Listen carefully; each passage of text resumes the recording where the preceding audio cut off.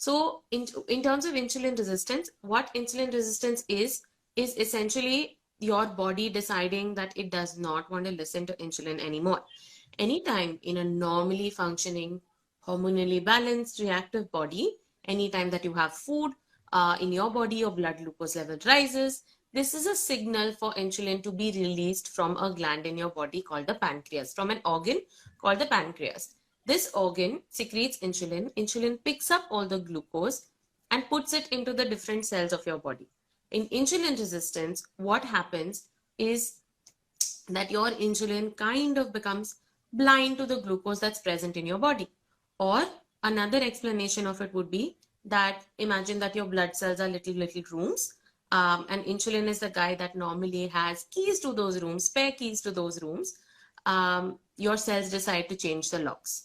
So no matter how hard that insulin is trying to pick up the glucose and put it in the cells of your body, your cells are like, no, can't do, you can't enter. And as a result, what happens is there's an excess of glucose in the body that's not been taken up. Your cells are going hungry in the meanwhile. And that insulin in your blood is also building up. So the insulin calls more of its brothers to literally break the door down and to put glucose within the cells of your body. And more of these brothers, or more of the insulin in your blood, is what causes hyperinsulinemia.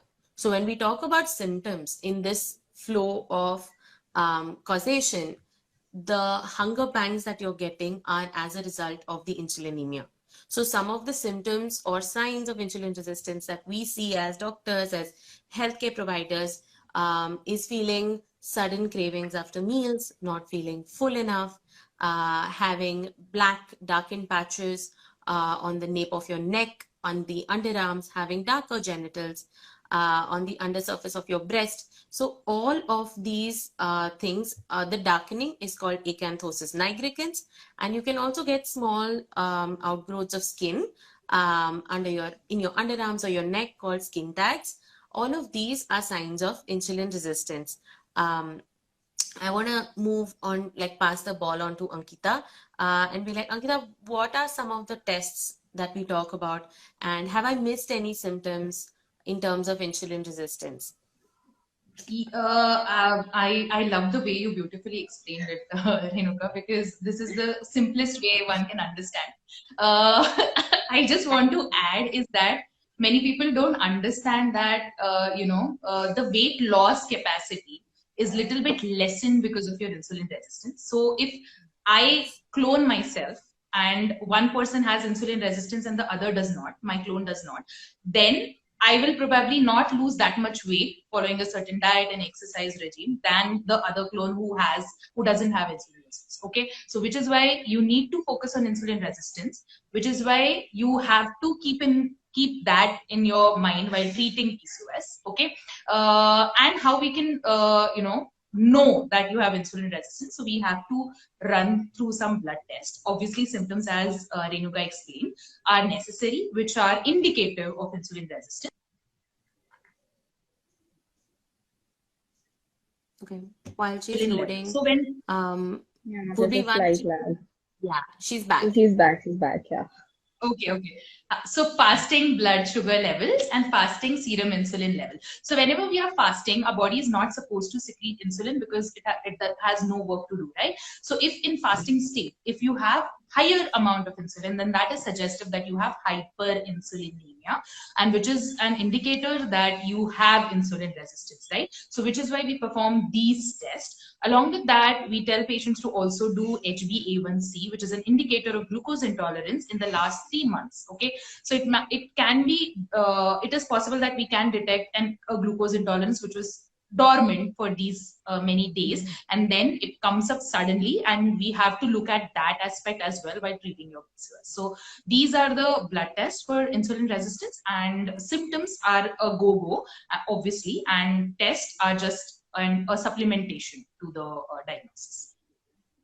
Absolutely, which means if you don't have, like if you have normal tests, that's not a completely green signal for you to go ahead and assume that it's okay. Also, something for you to know, for everyone who's listening to this, is that you may have isolated insulin resistance without having PCOS.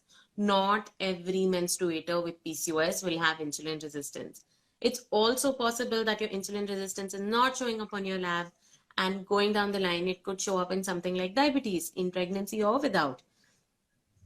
So there are various phases to this. Don't assume that a diagnosis of insulin resistance equals a diagnosis of PCOS. But coming to the fun, the more interesting part, Purvi, why don't you start telling us about like a little bit about what lifestyle changes does somebody with insulin resistance need to start making? Okay, first thing that, like the three of us really focus on is correcting the sleep cycle also. If you're not sleeping well, if you're not getting enough of good quality sleep, your body is just going to require more energy to keep your brain active for the next day. And the easiest source of fuel that our brain understands is glucose, and that is how you end up craving for more sugar. So, first thing would be to correct your sleeping schedule. Second thing would be to understand which all nutrients improve your insulin sensitivity, which all physical activities help to improve your insulin sensitivity, and start doing more of those. So, few nutrients that really help would be including protein, fiber, and fat in every single meal that we eat, because the whole purpose or the whole aim of your meals should be that there should not be a sharp spike in your insulin levels after your meals.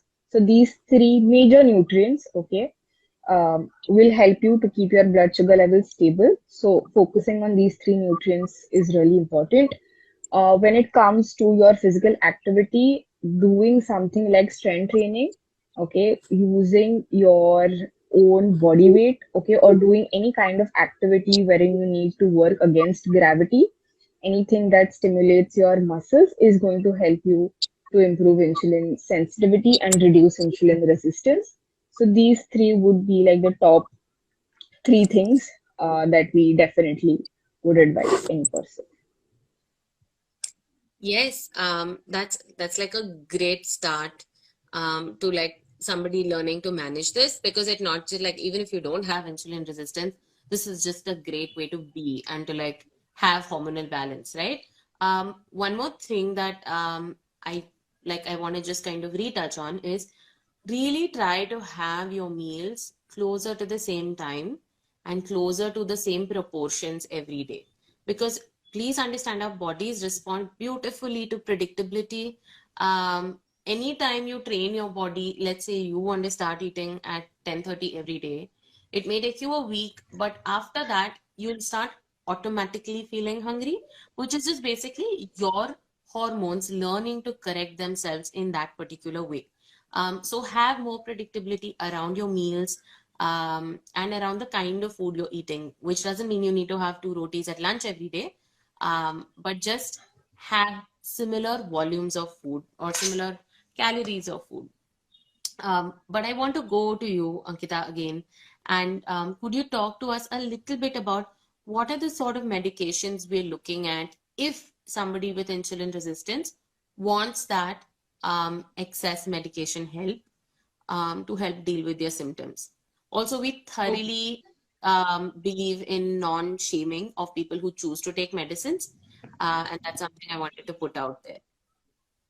Yeah, definitely. Even I agree with the same. And as you told us that insulin is resistant and it is not able to perform its own functions in insulin resistance. So, what these medications are meant to do is it is first going to improve insulin's action. Second thing is it is just going to, make in more available insulin for the action, right? So these are the two types. So the for the first one we use myoinositol. So these are the tablets which improve insulin sensitivity. Okay, so myoinositol is basically needed for one of the action of insulin. So what it does is, whatever insulin is available, it improves its action. Okay, so which is how it decreases insulin's resistance. Okay, so this is basically a supplementation which you have to take once or twice in a day according to your doctor's prescription, and this, when taken with your meals, will improve your insulin resistance. Okay, second thing which are second drug which I want to mention is metformin. These are insulin sensitizers. So these improve insulin availability for glucose. Okay, so which is why, and also they improves insulin's action. So this is how it is now going to, increase your insulin's action and decrease your insulin resistance. Okay, these you have to take once or twice in a day according to your doctor's prescription.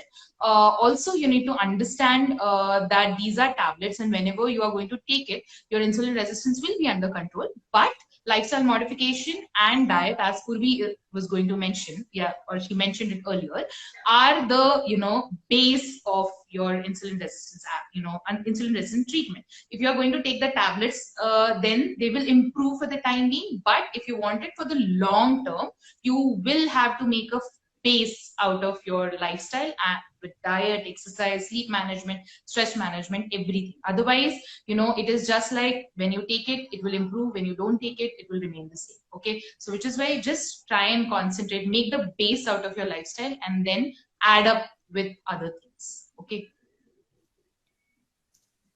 Yeah, it's like putting a band-aid on a pipe, right? If you don't correct the problem, if you don't correct the block in the pipe, that band-aid's gonna come off at some point and your pipe's gonna Yeah. burst again, right? So, I mean, the two things that I want to add to this is firstly, metformin is a medicine. So, like any other medicine, if your doctors put you on metformin, it's going to take a while for your body to start getting used to it. The second thing is use it or think of it as training wheels that someday you need to come off of that metformin. It's not possible for you, it's not feasible for you health wise to stay on that metformin for very long periods of time. So use it as training wheels if you're finding it hard to kick off with the initial lifestyle modifications for PCOS. Because for some people, it is tough to get into a different routine completely, to alter the way they've been living their lives. So medication is not to be treated as something, oh, I never want to look at it, but more as it's meant to help you and make you feel better. And there are ways to take metformin correctly. There are ways to start it slowly. Discuss all of this with your doctor because you can't blindly follow a prescription and end up with questions later. Ask your questions at the time of the visit. Ask your doctor what side effects, how long they would last. If you have any other concerns, if you've read something, today's patients are so well read. Purbi, is there anything you want to add to this? I know you have a bunch of people who come to you and who are taking metformin with their doctor. Yeah. So the first thing, like the main advice that I need to tell them is that don't stop taking it very randomly. Okay, they are like now we are getting our periods on time, so we can like directly just stop taking medicine. Just the way that you cannot like start any medication or any supplementation randomly, don't stop your medication or any supplementation just by yourself.